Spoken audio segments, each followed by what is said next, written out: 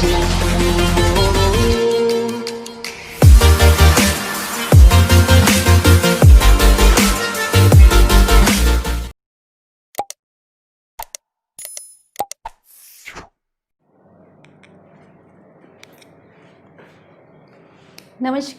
Suryanagari unique law classes के YouTube channel पर मैं आपका हार्दिक स्वागत और अभिनंदन करती हूँ।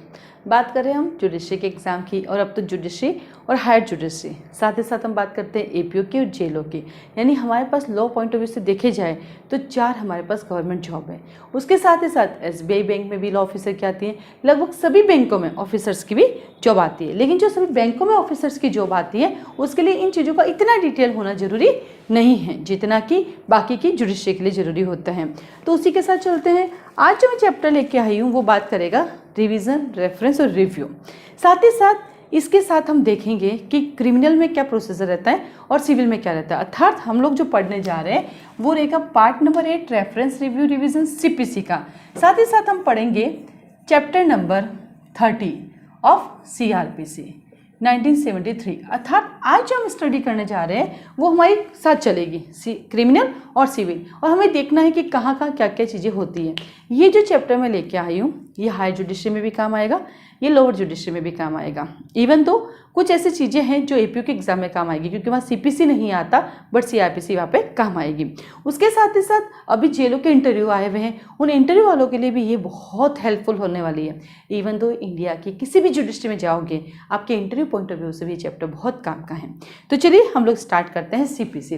तो आप अपने दोनों बैरेक्ट ओपन करके बैठ जाइए। दोनों बैरेक्ट कौन से? सीआरपीसी का भी और सीपीसी का, क्योंकि हमें दोनों को साथ लेके आज चलना है।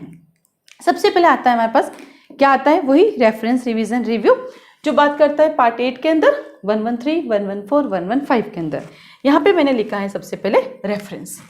क्या आता है, कैसे होता है? जब भी आप इस रेफरेंस को पढ़ते हो थोड़ा सा कन्फ्यूजन रहता है कि किस पॉइंट ऑफ व्यू से होता है। जिसने कहीं बार पढ़ लिया है उसको तो पता है, लेकिन जब पहली बार पढ़ते तो नहीं समझ में आता किसकी बात कर रहे हैं। तो आता है सबसे पहले कि चाहे वो सीआरपीसी हो चाहे वो सीपीसी हो। क्या कहा मैंने? चाहे वो सीआरपीसी हो चाहे वो सीपीसी हो। सीआरपीसी के अंदर कहाँ से कहाँ तक है अपना? 395 से 405। तो 113 के साथ हम ऑब्लिक करके क्या लिखेंगे? हम लिखेंगे सीआरपीसी सेक्शन नंबर 395। अर्थात यहाँ पर जो 113 है वही सीआरपीसी के अंदर क्या है? 395 है। तो 395 सीआरपीसी कहती है रेफरेंस और 113 सीपीसी कहती है रेफरेंस। और दोनों ही रेफरेंस कहाँ होगा? तो लिखिए, चाहे सिविल मैटर हो चाहे क्रिमिनल मैटर हो। क्या कहा? सिविल हो चाहे क्रिमिनल हो, दोनों ही कंडीशन में रेफरेंस हाई कोर्ट में होगा। क्या कहा? दोनों ही कंडीशन में रेफरेंस हाई कोर्ट में होगा। तो सिविल हो चाहे criminal, reference always high court, ना तो सुप्रीम कोर्ट और ना ही कोर्ट ऑफ सेशन ना ही DJ court, only high court में होगा। हाई कोर्ट में जाने से पहले मैं कहूँगी कि मैं जो पढ़ा रही हूँ इसमें देखिए फटाफट पढ़ा रही हूँ, है ना, लाइन से पढ़ा रही हूँ। तो कई बार फ्लो में कोई सेक्शन मन में चल रहा है 148 और निकल जाता है 248, तो उसको डीम्ड कर लेना कि मैम वो कहना चाह रही है, ठीक है, क्योंकि यूट्यूब पे वापस उसको ठीक नहीं कर सकते। लाइव क्लास में कहते भैया ठीक करो, वो नहीं होता, तो थोड़ा सा उस चीज़ को ध्यान रखिएगा, है ना। तो क्या कहा? हाई कोर्ट में होगा दोनों में।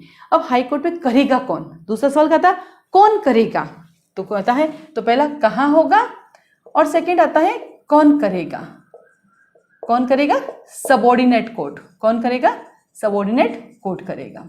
सबऑर्डिनेट कौन कौन हो सकता है? तो हाई कोर्ट के subordinate in a criminal matter. क्या कहा? In a criminal matter high court का सबऑर्डिनेट कौन होता है? सेशन कोर्ट हो सकता है, एडिशनल सेशन कोर्ट हो सकता है, असिस्टेंट सेशन कोर्ट हो सकता है, सीजेएम हो सकता है, एसीजेएम हो सकता है, ठीक है।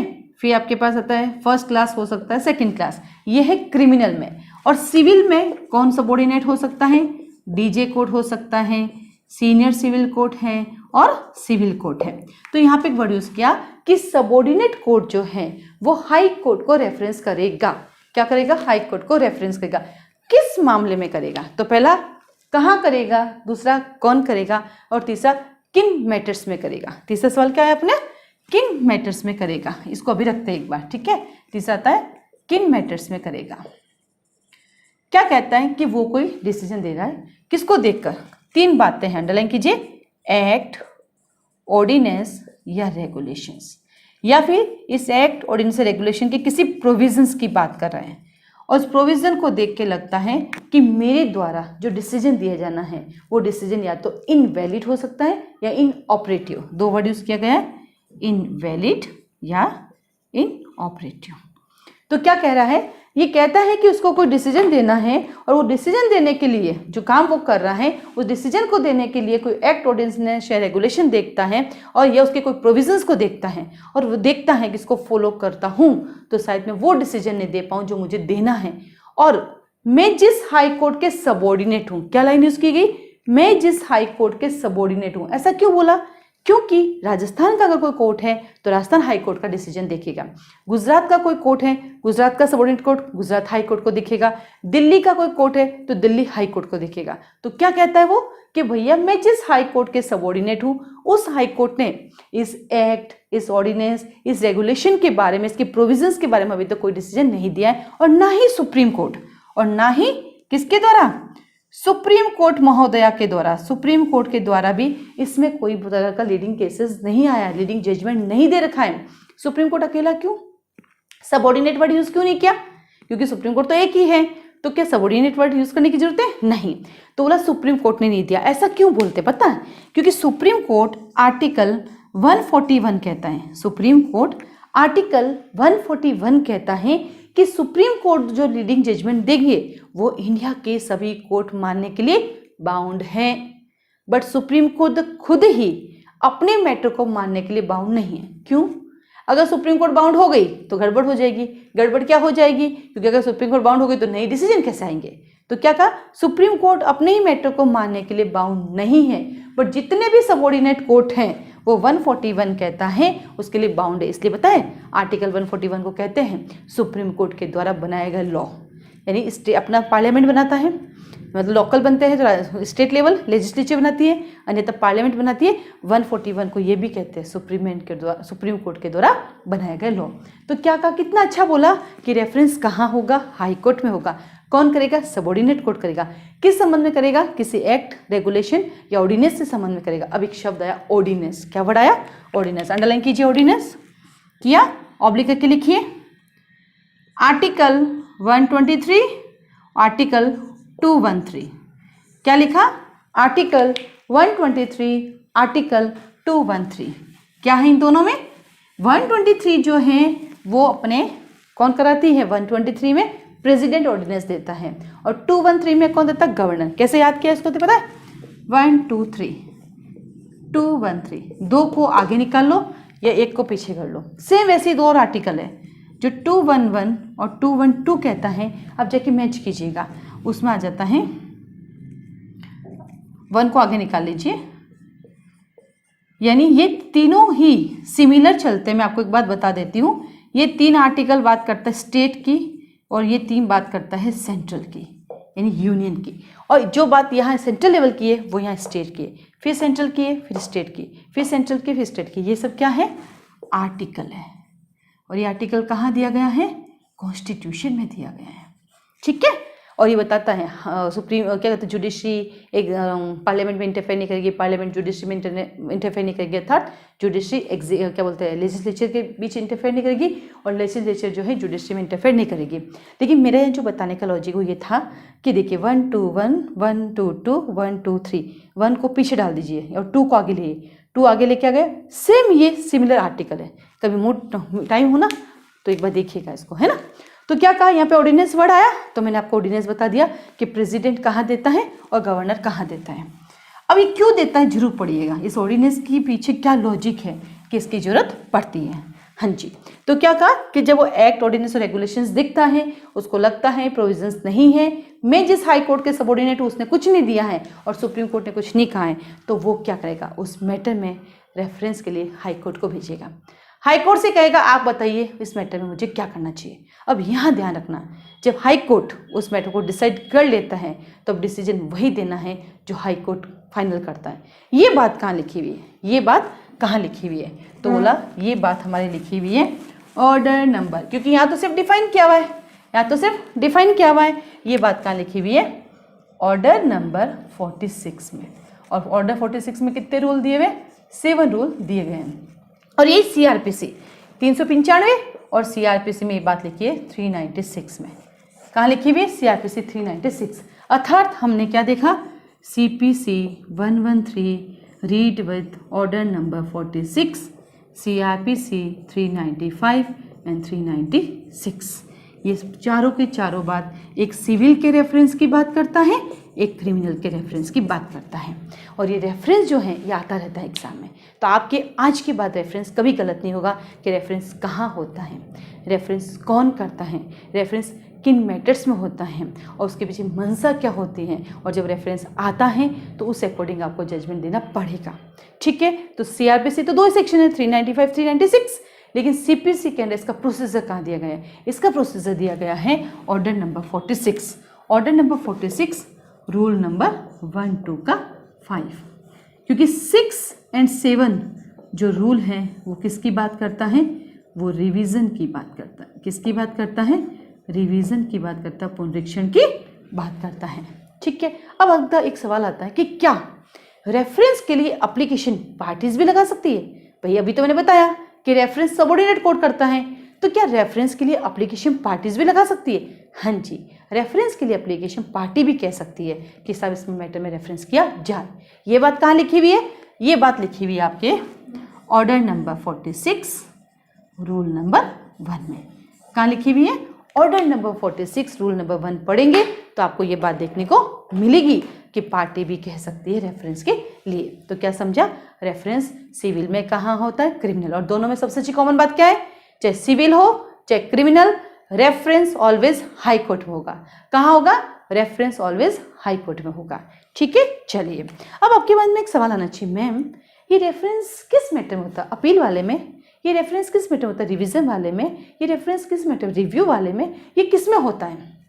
हम तभी तो डिसीजन देने से पहले ही पूछ रहे हैं, तो किसी भी मैटर में हो सकता है, उससे कोई फर्क नहीं पड़ता है। ठीक है, चलिए तो ये था आपके पास सबसे पहले सेक्शन 113 और देन आगे आपके ये। अब चलते हैं हम आगे सेक्शन नंबर 114। क्या कहता है? रिव्यू। सबसे पहली बात लिखिए, क्रिमिनल मैटर में रिव्यू नहीं होता है।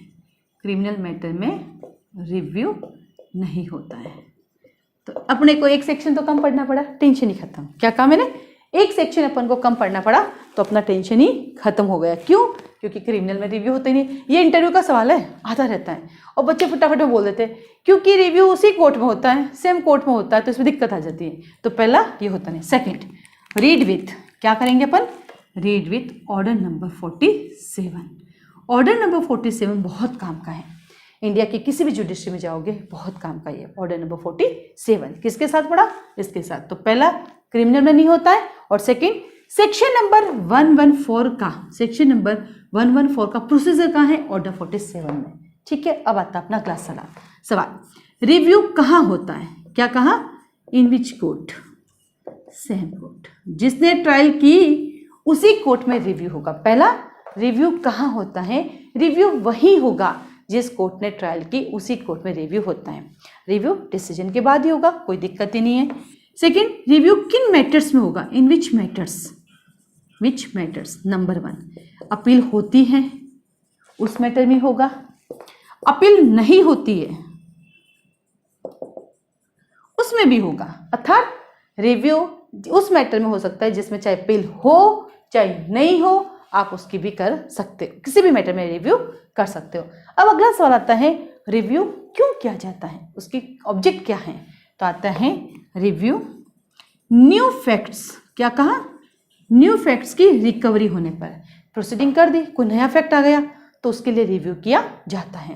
तो आपके पास आया रिव्यू कहाँ होता है, किन मैटर्स में हो सकता है, कहाँ किया जाएगा और क्यों किया जाएगा, कि सब न्यू फैक्ट्स आए इसलिए रिव्यू किया जाता है। ये सब बातें आपको कहाँ मिलेगी?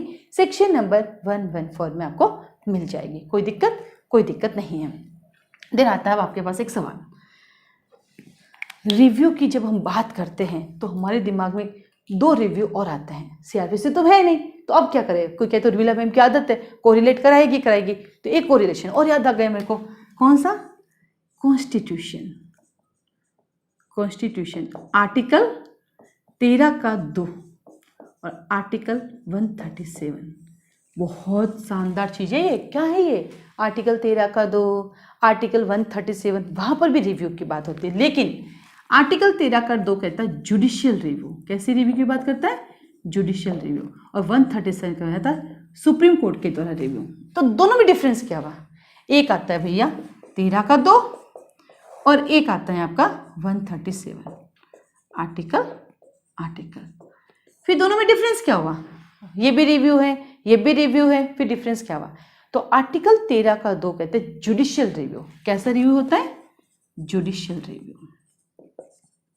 और ये कैसा रिव्यू? 137 सुप्रीम कोर्ट के द्वारा दिए गए डिसीजन का रिव्यू है। अर्थात जब सुप्रीम कोर्ट कोई डिसीजन दे देता है तो उसके आगे ना तो अपील होगी और ना ही उसकी रिवीजन, क्योंकि सुप्रीम कोर्ट से ऊपर तो कोई है ही नहीं। तो फिर क्या होगा? तो उसी मैटर का रिव्यू किया जा सकता है। और जुडिशियल रिव्यू क्या होता है? जब भी पार्लियामेंट कोई एक्ट बनाती है, क्या कहा? जब भी पार्लियामेंट कोई एक्ट बनाती है, उस एक्ट का जुडिशियल रिव्यू किया जाता है कि कहीं उस एक्ट के प्रोविजन हमारे फंडामेंटल राइट को डैमेज तो नहीं करते हैं। क्योंकि आर्टिकल 13 क्या कहता है कि जब भी फंडामेंटल राइट्स बन चुके हैं, अर्थात ये पार्ट बन चुका है, पार्ट 3 बन चुका है, अब आप ऐसा कोई कानून बना ही नहीं सकते, ना तो पार्लियामेंट और ना ही लेजिस्लेचर, जिससे हमारे फंडामेंटल राइट को डैमेज हो। तो कौन डिसाइड करेगा, कौन देखेगा? तो उन एक्ट्स का होगा जुडिशियल रिव्यू। तो हमने क्या देखा?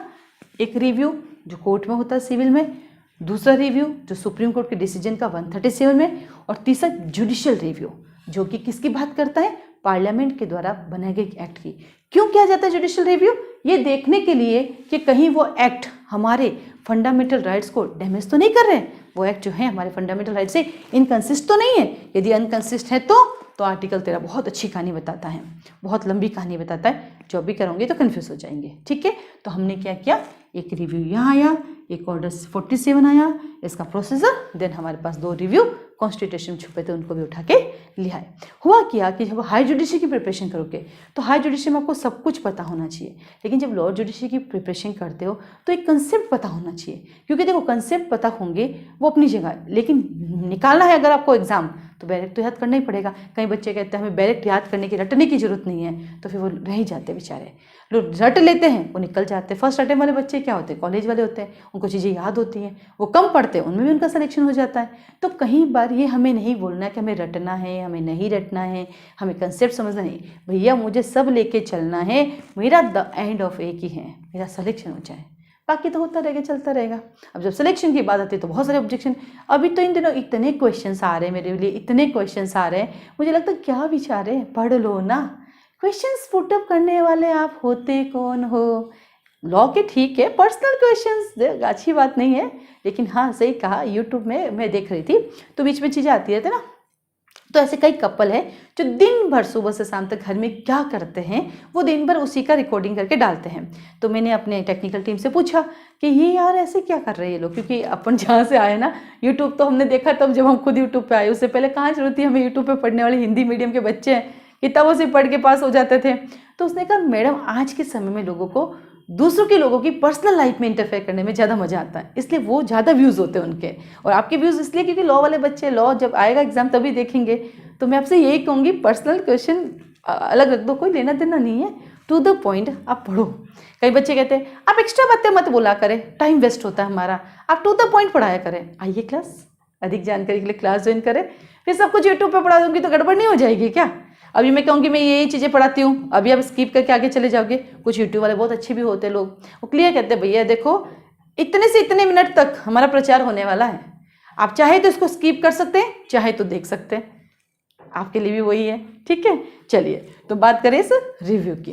तो रिव्यू के अंदर आपको क्या सीखा आपने? सीपीसी में रिव्यू कहाँ है, सेकंड कॉन्स्टिट्यूशन में, और एक चीज़ हमेशा याद रखनी है, क्रिमिनल में रिव्यू नहीं होता है। इसलिए कैसे याद किया अपन ने? क्योंकि क्रिमिनल में रेफरेंस भी होता है, रिवीजन भी होता है, इन दोनों के बीच में रिव्यू आता है। और हायर जुडिशरी का एग्जाम दोगे तो सारी कनेक्टिविटी पता होनी चाहिए, और लोअर जुडिशरी के लिए कंसेप्ट पता होना चाहिए, लेकिन एग्जाम निकालने के लिए डायरेक्ट आपके टिप्स पे होनी चाहिए, उसको आप इग्नोर नहीं कर सकते, उसको आप डिनाई नहीं कर सकते हैं। चलिए तो 113 क्या कहता है? रेफरेंस। 114 क्या कहता है? Review. Read with order number 47। चलिए आगे बढ़ते हैं हम। अब आता है हमारे पास रिवीजन। इस रिवीजन के पीछे बहुत सारी चीज़ें हैं। पहली बात तो ये रिवीजन कहाँ कहाँ होता है। ये रिवीजन यहाँ पर भी है और रिवीजन हमारा CRPC में भी है। कहाँ पर है? 397। अब CRPC में एक चीज़ सिखाती हूँ आज मैं आपको। जब कोर्ट में एप्लीकेशन लगती है ना रिवीजन की, वो 397 के अकॉर्डिंग लगती है। क्या कहा? जब कोर्ट में एप्लीकेशन लगती है वो 397 के अकॉर्डिंग लगती है। फिर ये 397 का डिवाइड होता है आगे जाके, और वहाँ पे हम पढ़ते हैं 399, 400 और 401। वहाँ पे फिर 3 सेक्शन है। इसके आगे पीछे तो सेक्शन चलेंगे, ये 3 सेक्शन है। ये कहता है कि साफ रिवीजन सेशन कोर्ट में होगा, ठीक है। ये कहता है एडिशनल सेशन कोर्ट में कब हो सकता है, और ये कहता है हाई कोर्ट में, ठीक है। तो वहाँ पे फिर 3 सेक्शन आ जाते हैं कि ये कहाँ होगा, ये कहाँ होगा, ये कहाँ होगा। तो ये चीज़ें तीनों वहाँ पे चलती रहती है। अब यहाँ पे सबसे अच्छी बात क्या है कि CRPC में दोनों जगह होता है। सेशन कोर्ट के पास भी हो जाता है और हाई कोर्ट के पास भी हो जाता है। लेकिन किसकी बात करते हैं? CPC में सिर्फ हाई कोर्ट में होगा। मेरे को क्या 401 थोड़ा कंफर्म करना था, हो गया। जबकि क्रिमिनल मैटर के क्रिमिनल तीनों होता है, आइए सिविल में, यानी CPC में सिर्फ और सिर्फ रिवीजन कहाँ पे होता है? हाई कोर्ट में। तो क्या देखा आपने कि सब CRPC में रिवीजन हाई कोर्ट में भी हो सकता है और सेशन कोर्ट में भी हो सकता है, जबकि यहाँ पर सिर्फ हाई कोर्ट में होगा, अर्थात DG कोर्ट में नहीं होता है। और एक चीज़ ध्यान रखिएगा अपन, है ना, क्रिमिनल में जो अपना सेशन कोर्ट होता है वही हमारा सिविल के अंदर DG कोर्ट होता है। ये दोनों इक्विवेलेंट होते हैं। क्या कहा? ये दोनों बराबर होते हैं। बट यहाँ पे सिर्फ हाई कोर्ट में होगा, DG कोर्ट में नहीं होगा। अब इस रिवीजन के अंदर कई बार आता है कि किस मैटर में होता है, दूसरा आता है रिवीजन की एप्लीकेशन कौन लगा सकता है। तो एक चीज़ याद रखना, रिवीजन कोर्ट सो मोटो भी कर सकती हैं और रिवीजन पार्टीज भी अप्लाई कर सकती हैं। क्या कहा? कोर्ट सो मोटो, अर्थात जहाँ कहीं लिखा हुआ आता है कि कोर्ट रिकॉर्ड मंगवाएगी। क्या कहा? जहाँ कहीं लिखा आता है कि हाई कोर्ट रिकॉर्ड मंगवाती है, सिविल केस और in criminal case session court और हाई कोर्ट रिकॉर्ड कॉल करवाती है, तो रिकॉर्ड मंगवाना भी रिवीजन कहलाता है। तो पहला तो आपके ध्यान रखना होना कि एक वर्ड यूज करते हैं, अभिलेख मंगवाना, ठीक है, रिकॉर्ड मंगवाना। और दूसरा है तो सो मोटो, इसका मतलब क्या हुआ? जो रिवीजन है वो आपका स्व मोटो भी हो सकता है, पहली बात। सेकेंड बात आती है पक्षकार भी कर सकते हैं, पार्टीज भी अप्लाई कर सकती है। तो रिवीजन दोनों कर सकते हैं। अब आता है रिवीजन कहाँ होता है? High court, in criminal 2 court. Second आता है कि साहब ये रिवीजन कौन कर सकता है? तो कोर्ट सो मोटो भी कर सकती है या पार्टी एप्लीकेशन भी दे सकती है। अब आता है तीसरा बात, किन मैटर्स में होती है? किन मैटर्स में होती है रिवीजन? किन मैटर में होती है? नंबर 1 इन सिविल, CPC की हम बात करते हैं, CPC की सिविल की हम बात करते हैं। तो क्या कहता है इसके अंदर? जुरिस्डिक्शन। किसकी बात आई? जुरिस्डिक्शन। 3 वर्ड आते हैं जुरिस्डिक्शन को लेकर, इस अधिकारिकता को लेकर। पहला, जुडिक्शन था ही नहीं, दूसरा जुडिक्शन से बाहर जाके काम कर लिया, और तीसरा जुरिस्डिक्शन का मिसयूज कर लिया। तो इन 3 कैटेगरी में क्या हो सकता है? तो बोला इस 3 कैटेगरी में जो है आपके यहाँ पे जुडिक्शन क्या बोलते हैं, रिवीजन किया जा सकता है। अर्थात रिव्यू न्यू मैटर्स के लिए, रेफरेंस इनऑपरेटिव या इनवैलिड हो जाता है आपका जो डिसीजन आपको देना है, जो एनफोर्समेंट आपको कराना है। और तीसरा रिवीजन जुडिक्शन के लिए और रिव्यू न्यू फैक्ट्स के लिए, ठीक है। तो जुडिक्शन हो गया। और एक और अच्छी बात कहते हैं जो रिवीजन के लिए बड़े काम के, वो ये है जिन मैटर में अपील नहीं होती उन्हीं मैटर में रिवीजन होगा। सेकंड ग्राउंड क्या है? जिन मैटर में अपील नहीं होती उन मैटर में रिवीजन होगा। क्या कहा? जिन मैटर में अपील नहीं होती उन मैटर में रिवीजन होता है। अर्थात यदि आपने क्या कहा, भूल में अपील वाले मैटर में रिवीजन करने चले गए तो क्या होगा? तो उसको कोर्ट रिजेक्ट करने की बजाय उसको इस तरह से सुनेगी कि जैसे आपने अपील ही की है। क्या कहा? जिस तरह से आपने अपील की। क्योंकि कई बार पार्टी गुड फेथ में होती है, उनको पता ही नहीं होता है और वो चली जाती है क्या करने के लिए, वो रिवीजन लगा लेती है। बाद में पता चलता है उसमें तो अपील होती थी, रिवीजन होगा ही नहीं। तो उस कंडीशन में क्या होगा? तो उस कंडीशन में वो कोर्ट जो है उसको वैसे सुन लेगा कि जैसे मैं अपील ही सुन रहा हूँ, ठीक है। अब यही बात आती है हमारी 399, 400 और 401 में। वहाँ पर भी रिवीजन है, सेम चीज़ें चलती, ज़्यादा कोई चेंजेस नहीं है, बस वो प्रोसीजर उसका थोड़ा बढ़ा दे रखा है कि पार्टीज को सुनेंगे, करेंगे। इवन दो सीआरपीसी में तो लिखा भी है कि रिवीजन जब जाते हैं तो आप एक्विटल के रिवीजन को कन्विक्शन में नहीं बदल सकते। तो फिर रिवीजन का करना क्या है, तो वो बताते हैं कि रिवीजन किस किस पर्पज के लिए की जाती है, क्योंकि एक्विटल को कन्विक्शन अपील है, आप जाइए अपील में अपील कीजिए, और जहाँ अपील हो रही है वहाँ रिवीजन की जरूरत नहीं होती है। तो क्या देखा अपन ने, 113 रेफरेंस, 114 रिव्यू, 115 रिवीजन। अब आपके पास एक सवाल आता है कि क्या रिवीजन के लिए भी कोई ऑर्डर बना हुआ है क्या, अलग से कोई ऑर्डर है क्या? अलग से कोई ऑर्डर नहीं है, पर इसके प्रोविजंस देखने को मिल सकते हैं। कहाँ देखने को मिल सकते हैं? ऑर्डर नंबर 46, रूल नंबर 6 और 7, इसको एक बार वेरीफाई जरूर कर लीजिएगा, ठीक है। ऑर्डर नंबर 46, रूल नंबर 6 और 7 जो है वो बात करती है किसकी, रिवीजन की बात करती है। तो कुछ ऑर्डर के प्रोविजंस भी उसमें दिए गए हैं। अब आता है ये सवाल आरजीएस में 2019 में सवाल था, रेफरेंस, रिव्यू और रिवीजन में क्या डिफरेंस है, इन तीनों में क्या अंतर है? अब तो इतना इजी क्वेश्चन आए, इससे ज़्यादा क्या चाहिए, आराम से कर सकते हैं, ये तो सबको ही आता है और आप कर भी सकते हैं। तो चलिए देखते हैं आखिर ये क्या है, तीनों में क्या डिफरेंसेस हैं, ठीक है। वैसे इतना सुनने के बाद आपको क्लियर हो गया कि क्या क्या डिफरेंसेस हैं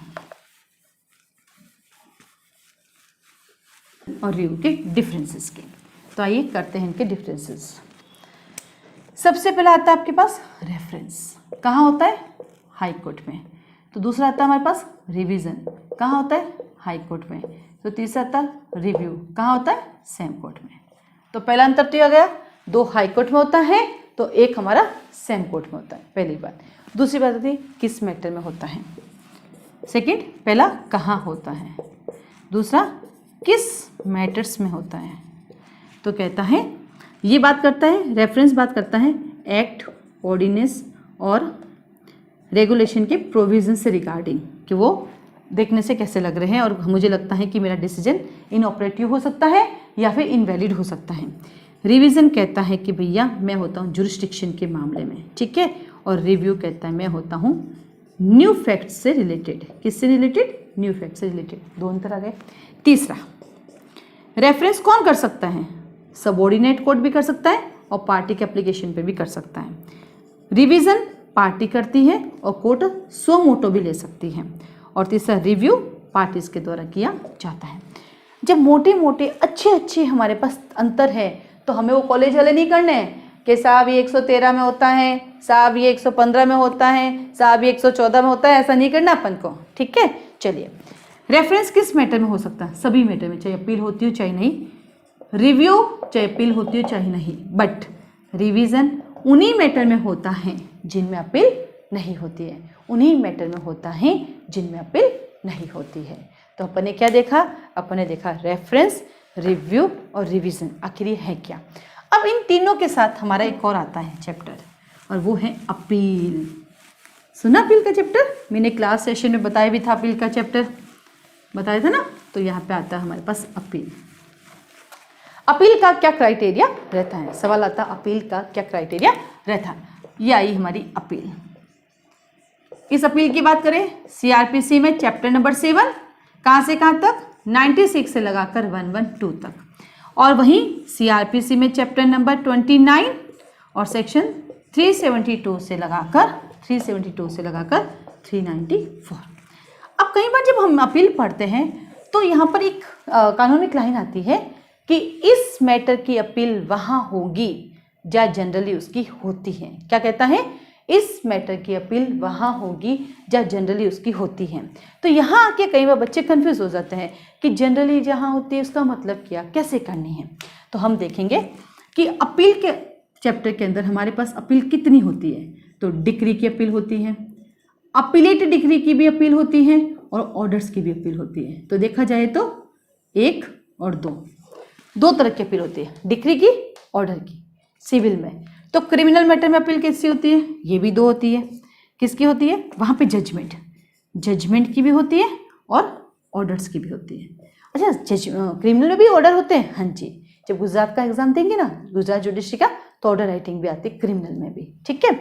अब यहाँ पे आता है क्राइटेरिया अलग अलग, किस में कैसी अपील होती है। तो करते हैं अपन, सिविल में कैसे अपील होती है और क्रिमिनल में कैसे अपील होती है। तो चलिए जल्दी से अपने सीआरपीसी और सीपीसी के बैलेट ओपन कर लीजिए, दोनों की अपील के चैप्टर्स निकाल लिए, क्योंकि मैंने आपसे पहले ही कहा था कि आज जो मैं आपको पढ़ा रही हूँ ये lower judiciary, higher judiciary, APO, जेलो और आपके जितने भी इंटरव्यू की क्लासेस होती हैं, इंटरव्यू जजेस में होते हैं, ये सब उसमें काम आने वाले हैं।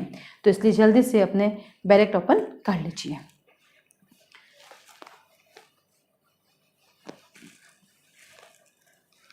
क्योंकि कई बार कहते हैं कंसेप्ट क्लियर होना जरूरी है, लोग कहते हैं कंसेप्ट, रट्टाफिकेशन नहीं होना चाहिए। तो आज कंसेप्ट कर लेते हैं, पर भी कंसेप्ट तभी समझ में आएगा जब लॉ रट्टा हुआ और लॉ को आप अपनी भाषा में नहीं बदल सकते, है ना।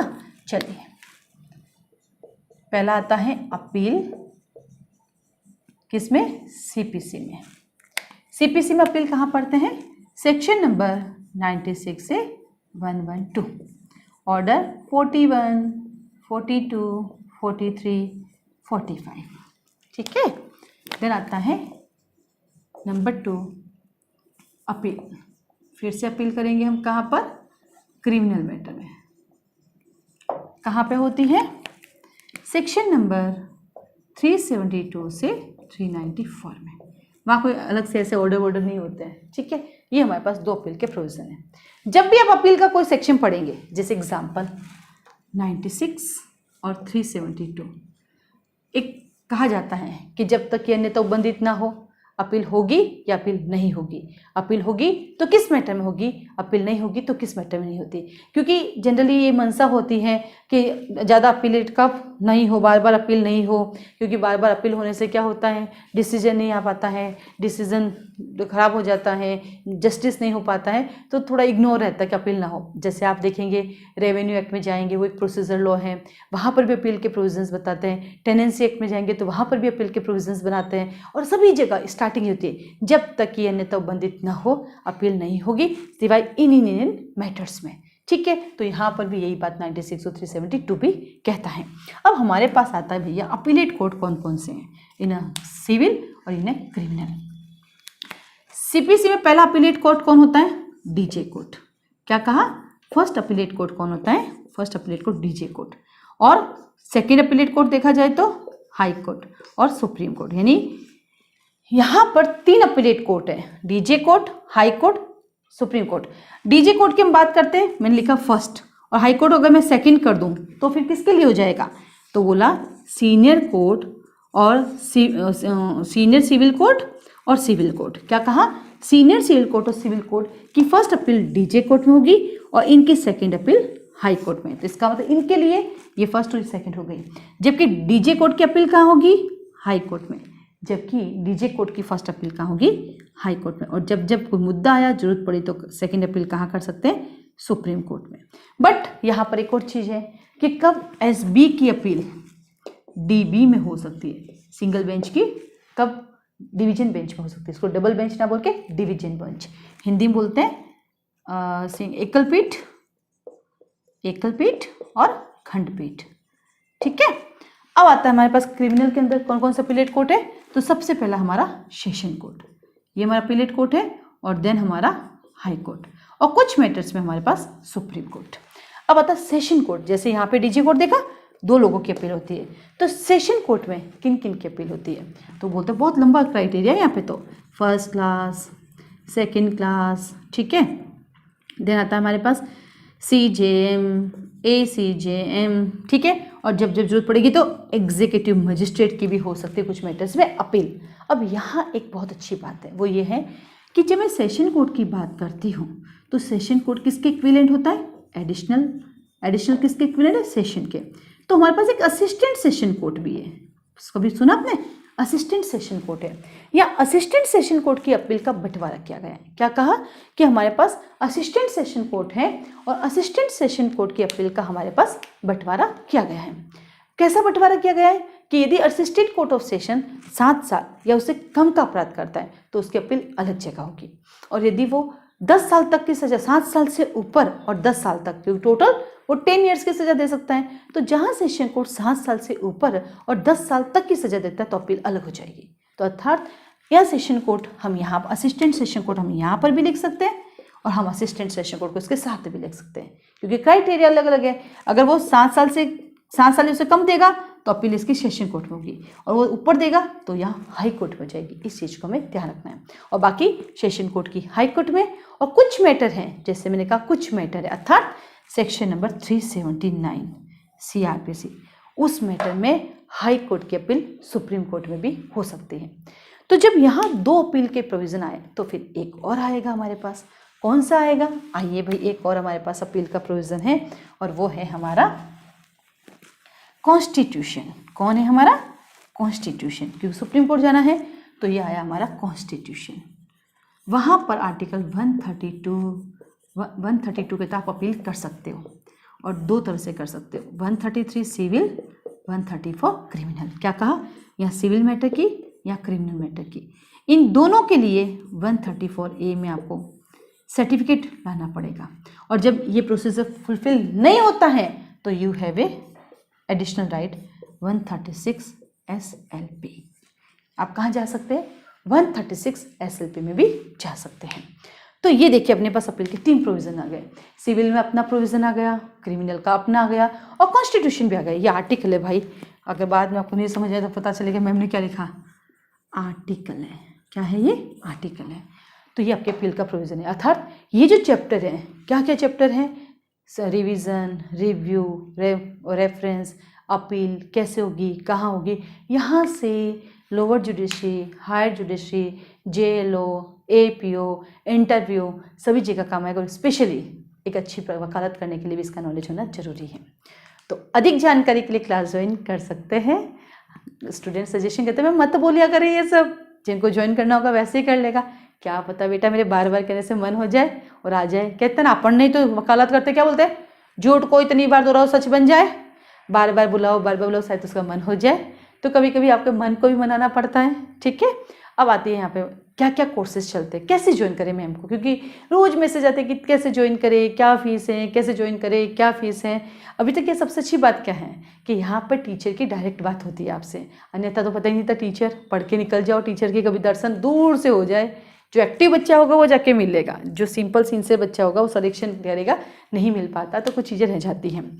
चलिए, तो हम बात कर रहे हैं यहाँ पे कि एट द टाइम हमारे पास क्या क्या कोर्स चल रहे हैं, नए बैचेस कैसे चलते हैं, कब आप ज्वाइन कर सकते हैं, कब आप ऐड हो सकते हैं, और क्या फ़ीस होती है, क्या फ़ीस इंस्टॉलमेंट में दे सकते हैं, क्या फ़ीस एक साथ देनी पड़ेगी, फाउंडेशन कोर्स कितने मंथ का होता है, क्या हम रिवीजन में बैठ सकते हैं, क्या हम 1 ईयर के लिए क्लास ज्वाइन कर सकते हैं, क्या हम लॉन्ग टर्म के लिए क्लास ज्वाइन कर सकते हैं। इन सब के साथ एक बहुत अच्छी बात मैं आपको बताती हूँ। मेरे पास कई फ़ोन आते हैं, मैं हमेशा भूल जाती हूँ कहना। मेरे पास फ़ोन आता है, बच्चा पूछता है मैं LLB फर्स्ट ईयर में हूँ, LLB फर्स्ट ईयर में हूँ, या मैं 5 ईयर लॉ कर रहा हूँ और मैं 4th सेमेस्टर में हूँ, क्या मुझे अभी से जुडिशरी की तैयारी करनी चाहिए, क्या मुझे अभी से जुडिशरी की तैयारी करनी चाहिए, क्या मुझे अभी से कोचिंग ज्वाइन करनी चाहिए, या फिर मैं थोड़ा सा रुक के करूं। तो मैं आपको बता दूं कि बेटा, जब आपने सपना देखा है जुडिशियल ऑफिसर बनने का, जुडिशियल ऑफिसर बनने का, जनरली बहुत अच्छी डेस्टिनी वाले लोग होते हैं जिनका फर्स्ट अटेम्प्ट में सिलेक्शन हो जाते हैं। बट वो फर्स्ट अटेम्प्ट वाले बच्चे प्रीवियस 3 इयर्स पहले से ही तैयारी शुरू कर लेते, 3 साल 4 साल पहले इस तैयारी शुरू कर लेते, वो टारगेट होता है उनका। तो आपके पास 2 ऑप्शन है, LLB करने से पहले 3 साल दे दो, या LLB करने के बाद 3 साल दे दो, ये आपकी चॉइस है। देना तो है ही, ऐसा नहीं है कि आज रातों रात पढ़ने बैठ गए सिलेक्शन हो गए, ना ना, ऐसा नहीं होता है। हाँ ठीक है, वो अलग बात है, कई बार किस्मत साथ दे देती है, थोड़ा सा पढ़ के जाते हो एग्जाम में आ जाता है, पूरा पढ़ के जाते हो नहीं आता, वो अलग बात है, बहुत रेयर ही होते हैं वो बच्चे, अन्यथा 3 साल 4 साल 5 साल लग जाते हैं। तो ये आपको डिसाइड करना है। तो मेरा तो सजेशन यही है, अगर मुझसे सजेशन चाहते हो तो सजेशन यही है कि जब आप अपीयरिंग में हैं, चाहे फर्स्ट ईयर में हैं, चाहे 4th सेमेस्टर में हैं, चाहे फर्स्ट सेमेस्टर में हैं, आप दे दीजिए, स्टार्ट कर लीजिए अपनी तैयारी। चाहे आप इंस्टीट्यूट ज्वाइन करके करें, चाहे आप सेल्फ स्टडी करके करें, चाहे यूट्यूब चैनल देके करें, चाहे गूगल सर्च करके करें। अगर आपने अपना मुद्दा बना लिया है कि मुझे जाना इसी में है, आपने अपना क्या ना मोटिव बना लिया मुझे इसी में जाना है, तो आप पहले दिन से तैयारी शुरू कर लें। क्योंकि आफ्टर LLB 3 इयर्स देना मुश्किल हो जाता है, फैमिली में बहुत सारे बर्डन्स हो जाते हैं, बहुत सारे लाइबिलिटीज़ आ जाती है, परिवार को भी संभालना होता है, इतना पैसा ऑलरेडी खर्च हो चुका है, उनको भी करना है, तो क्यों हम 3 साल बाद टाइम वेस्ट करें। 3 साल पहले में क्या है, अभी तुम पढ़ रहे हो, तुम्हें कोई कुछ नहीं कहेगा, कोई बर्डन नहीं है, माइंड तुम्हारा फ्री है, वो अलग बात है। तुम्हारा बॉयफ्रेंड, तुम्हारी गर्लफ्रेंड, तुम्हारा mobile, that is a different matter. उसमें फैमिली कभी तुम्हें प्रॉब्लम क्रिएट नहीं कर रही है, वो आपकी खुद की बनाई हुई समस्या है जो आपने उधार ली है और खुद ही को करना है। लेकिन परिवार आपको इन 3 सालों में कभी कुछ नहीं कहेगा, अभी आप पढ़ रहे हो। बट जब यहाँ आ जाओगे वो ना कहे, बट कई बार उनकी बात ना में भी हाँ होती है, बहुत सारी चीज़ें छुपी होती है, इसलिए इसके साथ करना मुश्किल है। धीरे धीरे एज भी बढ़ती है तो सोचने समझने की क्षमता थोड़ी कम होती है। क्यों? क्योंकि वो तो सेम रहती है, लेकिन हमारे पास लाइबिलिटीज जब जब ज़्यादा आएगी तो यहाँ पे असर करेगा, तो चीज़ें धीरे धीरे कम भी होगी। फिर हम टाइम मैनेजमेंट भी नहीं कर पाएंगे, कुछ करने बैठे तो काम आ गए, एक फ्रेंड का कॉल आ गया, वो भागे चले गए, क्योंकि दोस्त भी तो हमारा ज़रूरी है, उसके बिना हम सर्वाइव नहीं कर सकते हैं, वो भी करना है। लेकिन सबके साथ एक बैलेंस्ड लाइफ भी तो बना के चलनी है कि सपना देखा है तो पूरा करो ना। अब मैं आपको बताऊँ, कुछ ऐसे बच्चे भी 2 बार दिया नहीं हुआ, 3 बार दिया नहीं हुआ, टूट गए। क्यों टूट गए? सपना देखा एक बार और सही, और नहीं तो वकालत है ही है। मैंने कई बार कहा, हम कुछ ना तो हम वकील तो है ही है, वकील में कमी थोड़ी ना। आज हमारे पढ़ाए हुए बच्चे 2016, 17, 18 से पढ़ा रहे हैं, वो आज खुद पढ़ा रहे हैं, यूट्यूब पे पढ़ाते हैं, वो कोचिंग खोल रहे हैं। हमें तो खुशी है ना कि हमारे यहाँ से जो गया कुछ तो कर रहा है। मैं हमेशा एक ही बात कहती हूँ, देख बेटा तूने ज्वाइन किया तो जुडिशियल ऑफिसर बनेगा, नहीं बन पाया हो सकता तुम एडीजे बनोगे, तुम एडीजे नहीं बन पाए तो हो सकता तुम जेलो एपीओ निकालो, तुम वो भी ना बन पाए, तुम एक अच्छे एडवोकेट तो हो और साथ में तुम पढ़ा सकते हो, तुम कुछ तो करोगे, तुम घर बैठोगे नहीं, ये मेरी गारंटी है। क्योंकि मैं पढ़ाई ऐसा रही हूँ, मैं आपको इतना कॉन्फिडेंट में ला रही हूँ कि आप खुद से पढ़ा सकते हो, लेकिन फ़ायदा तो होगा, नहीं सो तो बेटर है, कुछ तो करेंगे। और इन सब के अलावा वकील तो आप है ही है ना, एक अच्छा नॉलेज होगा, आप जज के साथ एक अच्छा आर्ग्यूमेंट कर पाएंगे, आप उनको देख पाएंगे, बता पाएंगे साहब लॉ में क्या लिखा है, तो नुकसान तो कहीं है ही नहीं। इसलिए मैं कहूँगी कि जो बच्चे अक्सर मुझे मैसेज करके पूछते हैं, फ़ोन करके पूछते हैं मैम सजेशन दीजिए, उनके लिए यही सजेशन है कि ड्यूरिंग लॉ आप अपना जुडिशियल ऑफिसर बनने का सपना शुरू कर लीजिए। आपके पास बहुत सारे सब्जेक्ट है, वो कीजिए। अगर आप यूपी से हैं, यदि आप बिहार से हैं, यदि आप दिल्ली का सपना देखता है तो आप वहीं से अपने जीके जीएस स्टार्ट कर लीजिए। इंग्लिश ग्रामर अपनी स्ट्रॉन्ग कर लीजिए, क्योंकि वहाँ पे इंग्लिश ग्रामर बहुत अच्छी आती है दिल्ली के अंदर, आप उसको इंप्रूव कर लीजिए। तो आपके पास ऑप्शन है। हिंदी मीडियम वाले हैं वो हमेशा एक ही कहते हैं हम हिंदी भाषी देशों के ही देंगे, आप कीजिए ना कोशिश, किसी एग्जाम देने जाइए इंग्लिश का। जब आप 2 घंटे आप बैठेंगे आपको खुद में मोटिवेशन आएगा, नहीं यार मुझे करना चाहिए, मैं करके दिखाऊंगा। मैंने ऐसे कई हिंदी मीडियम वालों को देखे हैं जिन्होंने इंप्रूव करके इंग्लिश में 30 मार्क्स लेके आ रहे हैं, 32 मार्क्स लेके आ रहे हैं। आप कर सकते हैं, आप ट्राई तो कीजिए, कैसे नहीं कर सकते हैं। नहीं तो गुजरात में गुजराती सीख लीजिए, इंग्लिश नहीं आती तो गुजराती सीख, ऑप्शन तो आपको ढूंढने पड़ेंगे। और जब आप इतने सारे सब्जेक्ट पढ़ सकते हैं तो हिंदी मीडियम वालों आप इंग्लिश भी सीख सकते हैं। मैं एक्सेप्शन हूँ, हर जगह एक्सेप्शन हो, मैं नहीं सीख सकती, मैं अपवादों में आती हूँ, पर हैंग अपवादों में थोड़ी आवा बस कोई तो जो काम करना भी जरूरी है, तो आपको करना है, आप कर सकते हैं। ठीक है, तो एलएलबी वाले अब दोबारा क्वेश्चन नहीं पूछना है, मैंने यहाँ बता दिया है। ठीक है, अब आता अगला सवाल मेरे पास एडीजे के लिए। मैम हायर जुडिशरी की क्या क्वालिफिकेशन है, क्या एज होती है, क्या मैं अभी 32 का हूँ, मुझे अभी से कर लेना चाहिए, 2 साल लग जाएंगे क्या तैयारी के? तो क्या बताऊँ मैं आपको, एडीजे की तैयारी तो है ही ऐसी अच्छी कि आपको 6 महीने ही काफ़ी होते हैं उसके लिए। बट यहाँ पहुँचते पहुँचते इतनी सारी लाइबिलिटी आ जाती है लाइफ में कि उनको उठाना आपकी पहली प्रायोरिटी बन जाती है। इसलिए जब मूड हो जाए उसी समय स्टार्ट कर दीजिए, क्योंकि अभी आपको पास 2-4 घंटे ज़्यादा नहीं मिल रहे हैं, क्योंकि वकालत भी जरूरी है भाई, घर भी चलाना है। तो जब समय मिल जाए, भले आप 30 साल के शुरू कर लीजिए, 31 के कर लीजिए, बहुत सारे कानून हैं उनको समझना भी पड़ेगा, सीखना भी पड़ेगा, तो वो काम आएगा। और एक स्मार्ट स्टडी होती है, एडीजे के लिए पूरा नहीं पढ़ना होता, स्मार्ट स्टडी करेंगे तो सक्सेस हो जाओगे, नहीं तो नहीं। अब आता है आपके पास तो किन चीज़ों का ध्यान रखें हायर जुडिशरी के लिए। हायर जुडिशरी के लॉ अपने आप में वैल्यू रखता है, लेकिन इसके साथ ट्रांसलेशन को वैल्यू दीजिए, हिंदी और इंग्लिश ऐसे को दीजिए, और जजमेंट राइटिंग को स्ट्रॉन्ग बनाइए। अब हमारे पास एक नया चल रहा है आजकल, प्री तो हम निकालेंगे, मेन कर लेते हैं। वो क्यों ऐसा करते हैं? आप तैयारी सबकी बराबर करो ना, इतना आसान नहीं है ना कि आप सब कुछ निकाल लोगे प्री, एकदम इतना आसान थोड़ी है। लेकिन अपना ये रखो, कॉन्फिडेंट इज अ गुड, लेकिन प्रिपरेशन में अपनी कमी नहीं रखनी है अपने को। प्रिपरेशन तो प्री की भी करनी है, मेन की भी करनी है, इंटरव्यू की करनी है, जब तक अपना सिलेक्शन ना हो जाए। देन आता है एट द टाइम SULC में ऑनलाइन क्लासेस और ऑफलाइन क्लासेस दोनों हैं, ऑनलाइन भी है और ऑफलाइन भी। हर चीज़ के लिए आपको जो चाहिए आप ले सकते हैं। इवन तो मोस्ट ऑफ ऑनलाइन मिलेगा, ऑनलाइन लाइव क्लासेस चलती है, वो आपके फ़ायदे के लिए चलती है, इसलिए टेंशन ना करो। लाइव क्लासेस चलती है, उसका अपना एक टाइम फिक्स होता है, आपको जो कोर्स चाहिए यहाँ अवेलेबल मिलेगा, लॉ से रिलेटेड, स्पेशली जुडिशरी से रिलेटेड, है ना, बाकी के नहीं, जैसे क्लेट नहीं, जुडिशरी से रिलेटेड है। ऑनलाइन ऑफलाइन दोनों हैं। टेस्ट सीरीज चलती रहती है यहाँ पर, पूरे साल की चलती है, थोड़ा टाइम की चलती है। अभी हाल ही में एक बहुत अच्छा लॉन्चिंग होने जा रही है और वो है पर सब्जेक्ट की। क्या कहा? पर सब्जेक्ट। जैसे एग्जाम्पल बताती हूँ, ये आप लोगों के लिए बहुत बेनिफिट करेगी और इसकी फीस भी थोड़ी कम है बाकी की तुलना में। ऐसे मेरी फीस ज़्यादा होती है, आपको पता है, क्योंकि मैं ना ज़्यादा करती हूँ तो फीस भी थोड़ी ज़्यादा रखती हूँ। बट उसकी क्या है, हमने जो टारगेट किया वो है CRPC, टोटल चैप्टर 37। डेली का 37 डेज टेस्ट होगा आपका। क्या कहा? फर्स्ट डे से लेकर डे 1, डे 2, डे 3, ऐसे करते करते 37 डेज तक आपका टेस्ट होगा। 37 टेस्ट होंगे CRPC के, अर्थात आपको रोज एक चैप्टर पढ़ना है और रोज आपको टेस्ट देना है। ये एक सब्जेक्ट का नहीं, ये सारे लॉ के होंगे, अनलिमिटेड लॉ इसमें इंडिया की सभी जुडिशरी के सारे सब्जेक्ट कवर होंगे। क्यों ऐसा है? इसका रीज़न क्या है कि सबसे बड़ी है कंटिन्यूटी, जो नहीं हो पाती है। तो ऐसे 37 इसके, तो 37 डेज ये चलेगा, फिर इसके साथ CPC चलेगा। तो उसके लिए आपके लिए ईजी हो जाएगा कि जो स्ट्रेटेजी प्लान बनाते हैं कि मैं एक दिन में 3 सब्जेक्ट करूँगा, तो किया और अपना कर ले। क्यों? जब आप गाइड सोल्व करने बैठते हैं ना, बहुत इरिटेट हो जाते हो, इतने सारे क्वेश्चंस समझ नहीं आता, मेंस क्वेश्चन तो निकल जाते हैं हाथ से, इरिटेट हो जाते हो, रिपीटेड हो जाते हो। नहीं तो क्या हुआ, आज मैंने सब चैप्टर पढ़ा, आज मैं अपना टेस्ट दूंगा और टेस्ट में मेरे 100% मार्क्स चाहिए। अगर एक सवाल है तो एक का एक आना चाहिए, 2 है तो 2 में से 2 आना चाहिए, 3 है तो 3 में से जितने क्वेश्चन हैं वो मेरा 100% आना चाहिए। उससे मुझे क्या फ़ायदा होगा, मेरा सेम डे पता चल गया। क्यों? क्योंकि आप 484 सेक्शन पढ़ेंगे, एग्जाम में तो 15 सवाल आने हैं, फिर वही गलत करके आ जाते हो। और अगर मैं 100 सवाल देती हूँ आपको एक चैप्टर के, तो यूजलेस है, क्योंकि ऐसे बड़ी बड़ी गाइड्स आती है, मतलब 1200, 1500, 1800 क्वेश्चन।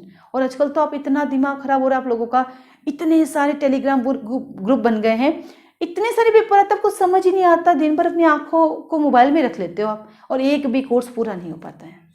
मुझे समझ नहीं आता ये लोग जो इतने ग्रुप्स बना रहे हैं, इतने नोट्स डाल रहे हैं, क्यों अपना और दूसरों का टाइम वेस्ट करते हैं। जो समझदार बच्चा है वो खुल के ही नहीं देखेगा, लेकिन जो ना समझे वो बेचारा भटक जाएगा। 1, 1.5, 2 साल तो भटकने में निकल जाएंगे। भाई भला किसी का कर ना सके तो बुरा तो मत कर किसी का। क्यों आप करते हो दिन भर मैसेजेस?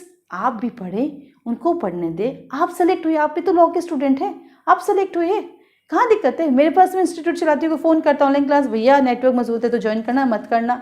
भैया 5 घंटे तो ज्वाइन करना, मत करना। क्योंकि जब तू पढ़ ही नहीं पाएगा तो क्या करेगा ज्वाइन करके? हमें तो बड़ा बड़ा रिजल्ट चाहिए, अच्छा रिजल्ट चाहिए कि नहीं चाहिए? मुझे तो, मेरे को तो एक ही रहता है, बच्चे ज़्यादा सेलेक्ट होने चाहिए, नंबर ऑफ स्टूडेंट भले ही कम हो, मुझे क्वालिटी चाहिए, क्वांटिटी नहीं चाहिए। कम में काम कर लेते हैं हम, उतने अकेले करने वाली हूँ। फ़ोन भी मैम अटेंड करेगी, मैसेज भी मैम करेगी, आपके जैसे इंटरव्यू चलते तो ऑडियो भी मैम सुनेगी, रिप्लाई भी मैम को ही करना है, सब कुछ मैम ही करना है। तो उतना ही करो ना जितना मैं कर सकती हूँ, और जो बच्चा आए वो 100% रिजल्ट लेके जाए। और हुए पहले बच्चे आए, जेलो सेलेक्ट हुए, फिर वही बच्चे वापस RJs बने। जेलो सेलेक्ट होके गए तो भी रोज उनके फ़ोन की जाके देखिए, आप पूरा ट्रांजेक्शन देखिए, लंबा ट्रांजेक्शन मिलेगा, सारे पेपर हर चीज़ उनको वहाँ बैठे मिलेगी। टारगेट क्या? बच्चे आ गए, जुड़ गए, सेलेक्ट होके जाए। अब जो बीच में चले जाए, पकड़ के तो ना लाए हमारे से, किन्हें पकड़ लाऊं बताओ मैंने। तो कंटिन्यूटी जरूरी है। तो ये टेस्ट एक कंटिन्यूटी बेस पे चला जा रहा है। फीस इसकी कम है क्योंकि ताकि हर कोई ले सकता है, नहीं तो क्या होता है बड़ी फीस हर कोई नहीं दे सकता है, और ये बहुत लॉन्ग टर्म चलने वाली। अब देखिए एक दिन में आपने CRPC की एक चैप्टर किया, आपने अपनी गाइड से 50 सवाल सॉल्व कर लिए, परेशान, कुछ समझ नहीं है, उसमें 2 गलत हो गए, कौन बताएगा इसका आंसर क्या है? 10 जनों को फ़ोन किया, 6 घंटे खराब कर दिए, 10 यूट्यूब चैनल देखे, 10 गूगल देखे, सब कुछ खराब हो गया, और पूरा एक चैप्टर ही खराब। ये फेंकी CRPC, नहीं पढ़नी मुझे, अब IPC उठाता हूँ मैं। इस बहाने इससे क्या फ़ायदा होगा कि आपको वो क्वेश्चन मिलेंगे जो वाकई ज़रूरत वाले हैं। इतने सारे पढ़ने के चाहे कम फोकस करना है, कम काम करना है, स्मार्ट स्टडी करनी है। सेलेक्ट उन्हीं बच्चों का तो जो स्मार्ट स्टडी करता है, तो आप इनको ज्वाइन कर सकते हैं। इस तरह से हमारे पास बहुत सारे कोर्सेज हैं, और हर एक कोर्सेज का अपना रूल और रेगुलेशन चलता है। आप उसको अच्छे से देखें और आप उसको ज्वाइन कर सकते हैं। और सबसे अच्छी बात है, एक बार आप जब जुड़ जाते हैं तो हमारे कोचिंग के स्टूडेंट बन जाते हैं। फिर हमारे जो मोटिवेशनल ऑडियोज़ आते हैं, क्योंकि देखो पढ़ना खुद को ही है, पर आपको पढ़ाने वाला भी कोई चाहिए, काम खुद को ही करता है पर कराने वाला भी चाहिए, तो वो ऑडियो भी आपके साथ साथ चलते रहते हैं। तो अधिक जानकारी के लिए आप क्लास ज्वाइन कर सकते हैं। आज के लिए धन्यवाद। बहुत सारी बातें आपके लिए एक्स्ट्रा हो गई, आपको जो पसंद नहीं है उसके लिए क्षमा चाहती हूँ, सॉरी।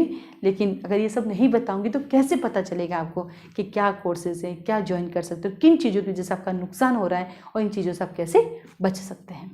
आज के लिए धन्यवाद। ध्यान रखिएगा अपना और अपने परिवार का।